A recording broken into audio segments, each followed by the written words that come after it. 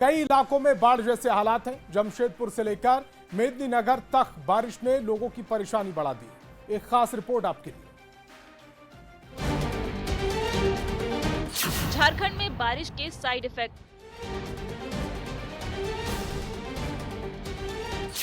आसमानी आफत का कहर। नदियां उफान पर, बाढ़ जैसे हालात।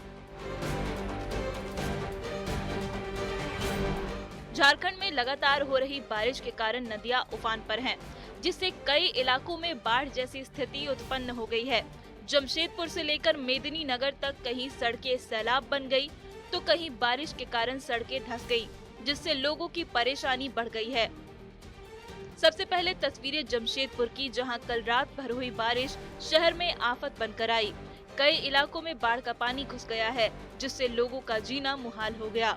विधायक सरयू राय कदमा, सोनारी और मानगो इलाके का दौरा किया और जिला प्रशासन को बाढ़ वाले इलाके के लोगों को राहत सामग्री पहुंचाने का निर्देश दिया। विधायक ने स्वर्णरेखा के चंडिला डैम का फाटक बंद करने का आग्रह किया, जिसके बाद चंडिला डैम का फाटक बंद किया गया। वहीं बयाबील डैम का फाटक खोले जाने के कारण खरकई नदी भी उफान पर है, जिस कारण बस्ती के निचले इलाकों में बाढ़ का पानी भर गया है।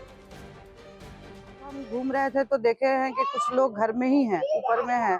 अगर पानी बढ़ता है तो उन लोग को निकालने में फिर समस्या हो जाएगी, तो हम लोग कोशिश करेंगे कि जो लोग भी घर में हैं उनको हम लोग निकलवा लें अभी, इसलिए कि अभी ऐसी स्थिति, अगर बारिश का प्रेडिक्शन है 2 दिन और होने का, तो स्थिति और बिगड़ सकती है। अधिकारी से बात किया है, वही अभी जो भी आपके सामुदायिक भवन हैं सभी को खाली कराए, कहिए कि इसमें जो बाढ़ पीड़ित हो रहेंगे अभी से उनको चूड़ा गुड़ जो भी हो सकता है तत्काल उसकी व्यवस्था करिए। चाईबासा में भी भारी बारिश के कारण गुदड़ी प्रखंड के खूंटी के रनिया प्रखंड को जोड़ने वाली मुख्य सड़क बीती रात टूटकर धंस गई, जिसकी वजह से करीब 40 गांवों का प्रखंड मुख्यालय से संपर्क टूट गया। स्कूली बच्चों को भी स्कूल जाने में काफी परेशानी हो रही है। चाईबासा के चक्रधरपुर गोइलकेरा होते हुए मनोहरपुर की ओर जाने वाली NH पर झाड़ गांव के पास देर रात से पुलिया और सड़क के ऊपर नदी का पानी बह रहा है, जिसकी वजह से आवागमन ठप हो गया है। इससे गोइलकेरा और मोहनपुर की ओर से जिला मुख्यालय की ओर आने वाले वाहनों का परिचालन बंद हो गया है। गुमला में भी लगातार हो रही बारिश के कारण कुंदई नदी के डायवर्जन के ऊपर 3 फीट पानी बीती रात से बह रहा है, जिसकी वजह से डुमरी प्रखंड का संपर्क जिला मुख्यालय से कट गया है। नदी के दोनों ओर फंसी दर्जनों गाड़ियों में सैकड़ों लोग पानी कम होने का इंतजार कर रहे हैं। आवागमन के लिए डायवर्जन बनाया गया था, वही भारी बारिश के कारण नदी का पानी डायवर्जन के ऊपर बह रहा है। मेदिनीनगर में लगातार हो रही बारिश के कारण बड़े बड़े गड्ढे बन गए हैं, जो कभी भी जानलेवा साबित हो सकते हैं। बारिश होने पर इन गड्ढों में पानी जमा हो जाता है, जिससे हर रोज वाहन दुर्घटना के शिकार हो रहे हैं। स्थानीय लोग लगातार किसी बड़े हादसे की आशंका जता रहे हैं। जिला प्रशासन पर भी इस पर ध्यान नहीं देने का आरोप लगाया जा रहा है। गड्ढा बना हुआ रास्ता में, आए दिन एक्सीडेंट हो जाता है, तो हम लोग एक्सीडेंट होगा तो भाई ले जाएंगे अस्पताल, पहुंचाने में मदद करते हैं। तो कुल मिलाकर कहा जा सकता है कि बारिश की वजह से भले ही भीषण गर्मी से राहत मिली हो, लेकिन जल जमाव की वजह से लोगों की परेशानी बढ़ गई है। न्यूज़ 18 के लिए जमशेदपुर से आशीष तिवारी, चाईबासा से रुपेश प्रधान, गुमला से रुपेश कुमार भगत और मेदिनीनगर से नील कमल की रिपोर्ट।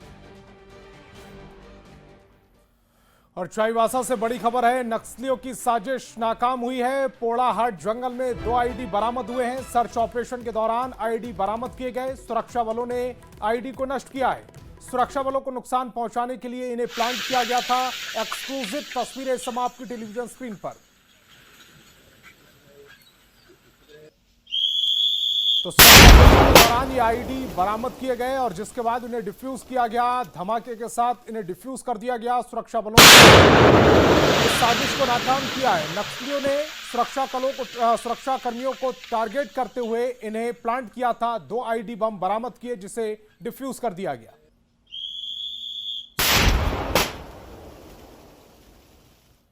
खबर रामगढ़ से, जहां रामगढ़ थाना हाजत से गायब आफताब अंसारी के मामले ने तूल पकड़ लिया है। ग्रामीणों ने रामगढ़ के थाना चौक के पास ओल्ड NH 33 मुख्य सड़क को जाम कर प्रदर्शन किया।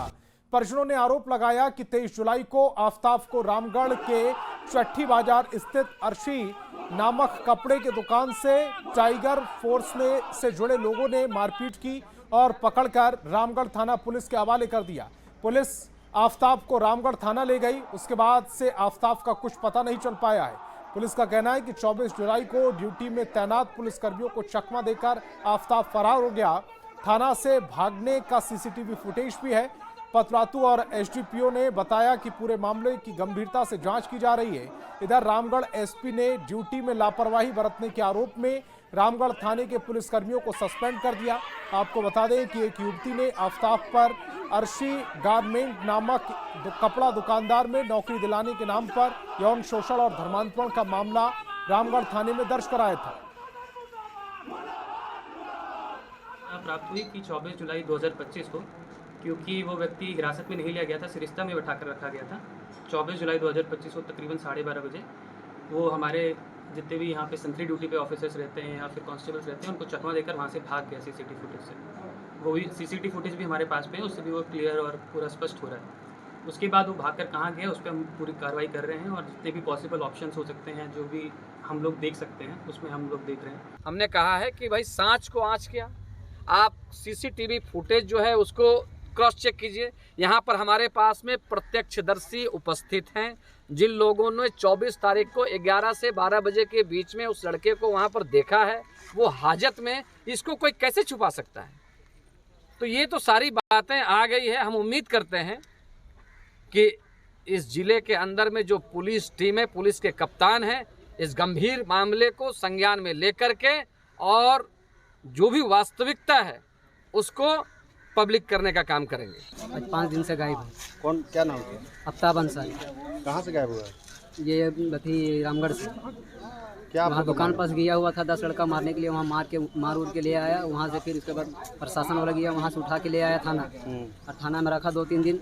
वो किसी को, घर वाला गार्जियन को किसी को पता नहीं था। फ़ोन हम कर रहे थे, फ़ोन रिसीव मतलब हो रहा था, रिंग हो रहा था, लेकिन कोई उठा नहीं था। रात में फ़ोन किया तो रात में फ़ोन स्विच ऑफ था। उसके बाद जो हम आए थे कल 9 बजे आए थे यहाँ पे, 10 बजे बाहर में खड़ा थे, तो हमको कोई घुसने नहीं दिया अंदर में। बोला तुम गार्जियन लेकर आओ, उसके बाद तुमको अंदर में घुसने देंगे। मेरा भाई जैसा भी है उसको एकदम सही सलामत हमको चाहिए। और खबर राजधानी रांची से है, जहां CMP-DI कर्मी के घर हुए 30 लाख रुपए के जेवरात की चोरी का पुलिस ने खुलासा कर दिया। पुलिस ने रानी कुमारी की करीबी दोस्त कविता शर्मा और उसके पति विकास बहादुर को गिरफ्तार कर लिया। जांच के दौरान पुलिस ने कविता के कार्यालय CMP-DI के फाइनेंस डिपार्टमेंट से 22 तोला सोने और हीरे के जेवरात बरामद किए। 8 तोला सोना और अपने पति के पास हैदराबाद भेज दिया था, जिसे पति ने गिरवी रखकर 5 लाख रुपए का लोन भी ले लिया। चोरी की आरोपी कविता शर्मा CMP-DI में चपरासी के पद पर कार्यरत है, जबकि उसका पति विकास बहादुर हैदराबाद के एक होटल में काम करता है। हैदराबाद आधा जेवर जो है उसने अपने ऑफिस के अलमीरा में छुपा के रखा था। तो सारे सबसे बड़ी बात यह है कि इसमें 326 ग्राम लगभग चोरी हुई थी और सारा का सारा सोना रिकवर हो गया। तो ये एक्सीलेंट इन्वेस्टिगेशन बहुत ही मेहनत से गोंदा पुलिस ने किया है और इसमें जो भी आई और पूरी टीम है दे डिजर्व रिवार्ड। खबर धनबाद से, जहां लोकल सेल मजदूरों ने निरसा विधायक का अरूप चटर्जी को कोयला DO BCCL की तरफ से रोजगार नहीं देने की समस्या से अवगत कराया, जिसके बाद विधायक ने मजदूरों की समस्या समाधान का आश्वासन दिया। अरूप चटर्जी ने कहा है कि Jamunia coal dump local sale मजदूरों के बेरोजगार होने की समस्या रंगदारी है। वहीं केशरगढ़ जमुनिया में मंगलवार की रात अवैध कोयला खनन के दौरान चाल धंसने की घटना पर भी विधायक ने दुख जताया। पिछले एक लंबा अर्स से ये तमाम चीजें बंद है, तो इसलिए लोग यहाँ बुलाए थे जो जल्द से जल्द लोकल सेल यहाँ पर आरंभ हो, लोगों को रोजगार। लोग दब गए हैं, ये बात तो सही है, मृत्यु हुई है, ये बात भी सही है। डेड बॉडी अभी है कि बाहर निकाल के भाग गए ये पता नहीं। तो कौन इसकी सच्चाई को बोलेंगे जो भाई ये यहाँ इलीगल माइनिंग होती है। इस इलीगल माइनिंग की भागीदारी तो सभी के पास जाती है। लगता है ये खाना पूर्ति है। अभी DRF को सही जगह की जानकारी दी है कि नहीं, इसकी भी मतलब सही तरीके से पता नहीं। पश्चिमी अफ्रीका के नाइजर में झारखंड के 5 प्रवासी मजदूरों को अगवा किए 3 महीने हो गए हैं। अब तक उनका कोई सुराग नहीं मिल पाया। 25 अप्रैल 2025 को कल्पतरु ट्रांसमिशन कंपनी के कैंप पर सशस्त्र अपराधियों ने हमला किया था। हमले में 12 सुरक्षा कर्मियों की मौत हो गई थी, जिसके बाद गिरिडीह के बगोदर थाना क्षेत्र के संजय महतो, चंद्रिका महतो, राजू महतो, फजीत महतो और मुड्रोन के उत्तम महतो को अगवा कर लिया गया। अगवा की खबर के बाद से परिजन काफी परेशान है। सभी का रो रो कर बुरा हाल है। परिवार वाले राज्य और केंद्र सरकार से मदद की गुहार लगा रहे हैं। हुए बगोदर के 5 मजदूर पिछले 25 अप्रैल को हो गई थी। वहीं दूसरी घटना 15 जुलाई 2025 को गणेश करमाली की गोली मारकर हत्या कर दी गई। आज अपहृत परिवार काफ़ी चिंतित है। मैं सरकार से निवेदन करना चाहता हूं कि इनकी जल्द से जल्द पहल की जाए और जल्द से जल्द इनकी रिहाई की जाए।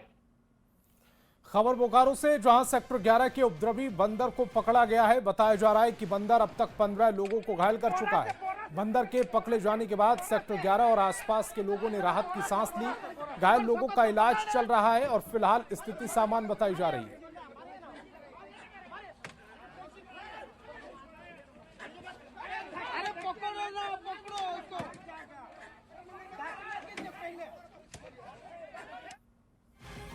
और खबर गिरिडीह से है, जहां कारगिल विजय दिवस के 26 वर्षगांठ पर मोंगिया स्टील समूह और वेटरन संघ ने हुट्टी बाजार स्थित नगर भवन में छात्र छात्राओं के बीच में एक कार्यक्रम का आयोजन किया। इस दौरान कारगिल युद्ध में शहीद हुए जवानों को श्रद्धांजलि अर्पित की गई। कार्यक्रम में पूर्व सैनिकों के साथ मंत्री सुदिव्य कुमार सोनू, डीसी रामनिवास यादव, मोंगिया समूह के चेयरमैन डॉक्टर गुणवंत सिंह मोंगिया और शहर के कई लोग शामिल हुए। कार्यक्रम की शुरुआत मंत्री सुदिव्य कुमार सोनू और चेयरमैन डॉक्टर गुणवंत सिंह मोंगिया, डीसी रामनिवास यादव ने दीप जलाकर की, जिसके बाद छोटी छोटी बच्चियों ने गणेश वंदना पर शास्त्रीय नृत्य पेश किया। इस दौरान कारगिल युद्ध में शामिल होने वाले पूर्व सैनिकों को मंत्री सुदिव्य कुमार सोनू ने शॉल ओढ़ाकर सम्मानित किया। मौके पर गुरु नानक स्कूल, किरण पब्लिक स्कूल, हॉली क्रॉस स्कूल समेत कई स्कूलों के छात्रों ने राष्ट्रध्वज थामे एक से बढ़कर एक देशभक्ति गानों पर नृत्य पेश किया। छात्रों के देशभक्ति गानों पर डांस देखकर मौके पर मौजूद लोगों ने जमकर तिरंगा लहराया। की घटना ने इस देश की गंगा जमुनी संस्कृति के ऊपर चोट पहुंचाने की एक सुनियोजित साजिश की थी। यह सही है कि आतंकवादियों ने धर्म पूछ कर मारा था, लेकिन यह भी उतना ही सत्य है कि उसमें लोगों को बचाने वाले मुसलमान भी थे और जान देने वाले मुसलमान भी थे। कारगिल दिवस पर आप सभी को बहुत बहुत हार्दिक शुभकामनाएं एवं बधाई। We salute our real heroes. मैं अपने वास्तविक हीरोज को ही सैल्यूट करता हूं और हृदय से नमन करता हूं। मुझे खुशी है कि आज एक बहुत ही सुंदर और बहुत ही लाजवाब एक कार्यक्रम सजाया गया है, जिसमें वेटरन ऑर्गेनाइजेशन ने जो ये कार्यक्रम सजाया है, मुझे भी उसमें सहभागी बनने का मौका मिला है। मैं इसके लिए वेटरन ऑर्गेनाइजेशन को बहुत बहुत धन्यवाद देता हूं। और बोकारो में आजसू पार्टी के मिलन समारोह में सैकड़ों लोगों ने पार्टी का दामन थामा। आजसू केंद्रीय अध्यक्ष सुदेश कुमार महतो की उपस्थिति में लगभग 1000 लोगों ने पार्टी की सदस्यता ली। इस दौरान गिरिडीह सांसद चंद्रप्रकाश चौधरी, मांडू के विधायक तिवारी महतो भी शामिल रहे। सुदेश कुमार महतो ने कहा कि झारखंड की राजनीतिक चेतना को सशक्त करना बेहद जरूरी है। नई शक्ति एकत्रित हो रही है, जिन्हें मैंने कहा था ये जो चुनाव से पहले जिस भ्रम के आधार पर सरकार ने लोगों के बीच में अपना चयन का आधार बनाया, वो बहुत दिन तक स्थिर नहीं रहेगा। और वही आज 7-8 महीना के बाद ये चीजें दिखने लगी। लोगों का विचार के अनुकूल सरकार और शासन का ना पाकर लोगों ने अपना विचार बदला है और ऐसे संघर्षशील नेतृत्व को स्वीकार किया है, जिसमें वो अपना राज्य का भविष्य और खुद का भविष्य देखते हैं। ये सारे लोगों का आज अपनी ओर से स्वागत और आभार है। धनबाद में चिट्टाडी धाम रामनगर मंदिर से जुड़े बहुचर्चित भूमि विवाद मामले में सांसद ढुल्लू महतो को बड़ी सफलता मिली, बड़ी राहत मिली है। एमपी एमएलए विशेष अदालत ने शनिवार को उन्हें सभी आरोपों से बरी कर दिया। फैसले के बाद सांसद ढुल्लू महतो ने कहा कि मुझे शुरू से ही न्यायपालिका पर भरोसा था। ये मुकदमा राजनीतिक दुर्भावना से प्रेरित होकर दर्ज कराया गया। रामराज मंदिर सिटाई धाम में बनने के बाद बहुत ऐसे असामाजिक तत्वों के द्वारा लगातार किसी न किसी रूप में मंदिर में बाधा डालने का प्रयास किया और मुकदमा पर मुकदमा, झूठा मुकदमा करवाते गए।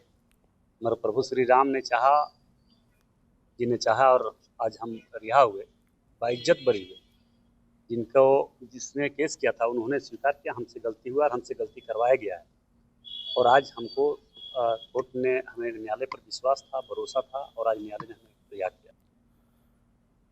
जमशेदपुर में सिंहभूम चैम्बर ऑफ कॉमर्स का 75वां वर्षगांठ मनाया गया। कार्यक्रम में झारखंड के राज्यपाल संतोष गंगवार शामिल हुए। इस दौरान शहर के कई उद्यमी भी मौजूद रहे। इस दौरान गवर्नर ने कहा कि राज्य के विकास को लेकर उद्यमियों को आगे आना होगा ताकि राज्य का सर्वोच्च विकास हो सके। हम सबों के बीच में देश में बहुत पीछे है, हमें सक्रियता इस दिशा में करनी है और अपने आप को आगे बढ़ाना है। और ये वास्तव में हम सब की जिम्मेदारी और हम सबको एक काम करने की दिशा का अवसर है। अगर हम उद्योग को आगे बढ़ाना चाहते हैं, अच्छी दिशा देना चाहते हैं, तो इस क्षेत्र में भी हमको रुचि लेने का काम करना पड़ेगा। और रांची के कलेक्ट्रेट भवन में राजस्व समीक्षा बैठक आयोजित की गई। दाखिल खारिज के सभी अंचलों में लंबित मामलों, भूमि सुधार, अतिक्रमण हटाओ और अन्य राजस्व संबंधित कार्यों की प्रगति की विस्तृत समीक्षा की गई। उपायुक्त ने सभी अंचल अधिकारियों को 90 दिन एवं 30 दिनों तक बिना आपत्ति के दाखिल खारिज करने के लंबित मामलों का जल्द से जल्द निष्पादन करने के निर्देश दिए हैं। साथ ही उन्होंने कड़े शब्दों में स्पष्ट रूप से कहा कि जो कर्मचारी जानबूझकर बिना आपत्ति के दाखिल खारिज के लंबित मामलों को रोक कर रखते हैं और निर्धारित कार्य लंबित रखने वालों पर जीरो टॉलरेंस रखते हुए उनके विरुद्ध कड़ी कार्रवाई की जाएगी। साथ ही बेड़ो अंचल में दाखिल खारिज की लापरवाही पर उपायुक्त ने अपर समर्था को संबंधित कर्मचारी पर शो कॉज जारी करने के निर्देश दिए। लगभग 5000 केसेस और पहले के मुताबिक अत्यधिक संख्या में सुधार हुई है। और हम लोग हर मंगलवार को प्रखंड में भी अंचल कार्यालय में जो जनता दरबार जो होती है उसके माध्यम से भी पंजी टू करेक्शन और दाखिल खारिज के मामले निष्पादन हो रहे हैं। और आज की समीक्षा में हम लोगों ने सभी को निर्देश दिए हैं कि जो कार्यालय में जो आते हैं पारदर्शिता के साथ अपने कार्यों को निपटारा करेंगे। और झारखंड क्रिकेट एसोसिएशन प्रतिभावान खिलाड़ियों को निखारने और क्रिकेट को बढ़ावा देने के लिए डेडिकेटेड क्रिकेट ग्राउंड और टर्फ विकेट की सुविधा देगी। इसको लेकर तैयारी की जा रही है। झारखंड क्रिकेट एसोसिएशन के अध्यक्ष अजयनाथ शाहदेव ने बताया कि खेल मैदान की सुविधा दिए बिना खिलाड़ियों की प्रतिभा को नहीं निखारा जा सकता। इसको लेकर झारखंड क्रिकेट एसोसिएशन और जिला क्रिकेट एसोसिएशन जमीन संबंधित समस्याओं को सुलझाकर डेडिकेटेड क्रिकेट ग्राउंड और टर्फ विकेट की सुविधा खिलाड़ियों को उपलब्ध कराएगी। रामगढ़ के खिलाड़ियों ने इसका स्वागत किया है। क्रिकेट के लिए हर डिस्ट्रिक्ट में एक अलग ग्राउंड होगा जिससे सभी खिलाड़ियों को क्रिकेट खेलने के लिए और प्रतिभा मिलेगी और वह आगे चल के और अच्छे से अच्छे डिस्ट्रिक्ट में, डिस्ट्रिक्ट लेवल पे, स्टेट लेवल पे और आईपीएल इंडिया लेवल पे भी अच्छे से अच्छे परफॉर्म कर सके। जगह से जैसे छोटे लोकल एरिया से जो बच्चे आते हैं उनको जैसे अपॉर्चुनिटी नहीं मिलता और वो अच्छा फैसिलिटी नहीं मिलता है, ना टर्फ मिलता है। ये अच्छा, बहुत ही ज़्यादा अच्छा स्टेप लिया गया है जेसीए से। इससे अपॉर्चुनिटी मिलेगा और बच्चों का जो आगे बढ़ने का जो है मानसिक संतुलन भी बहुत अच्छा होगा। क्रिकेट एसोसिएशन के अध्यक्ष अजयनाथ शाहदेव रामगढ़ आए हैं, उनसे सीधे जानते हैं कि जिलों में क्रिकेट अब कैसे विकसित होगा। वहाँ पे आप जीएसए के अंतर्राष्ट्रीय स्टेडियम को छोड़ दीजिए तो इसके अलावा बहुत कम जगह हैं जहाँ पे सिर्फ और सिर्फ क्रिकेट के लिए कोई डेडिकेटेड ग्राउंड्स हैं। यहाँ पे आप देखेंगे पूरे राज्य में अभी अगर ज़रूरत हमें है क्रिकेट को बढ़ावा देने के लिए तो टर्फ विकेट्स होने चाहिए। लोग हमेशा स्टेडियम की बात करते हैं, लेकिन मेरा ये मानना है क्रिकेट के ग्राउंड डेवलप होने चाहिए और वहाँ पे टर्फ विकेट्स होने चाहिए ताकि वहाँ की जो युवा खिलाड़ी हैं उन लोगों को इसका लाभ मिल सके। तो आने वाले दिनों में टर्फ विकेट डिस्ट्रिक्ट में देखने को मिलेंगे? देखिए, इसके लिए प्रयास जारी है।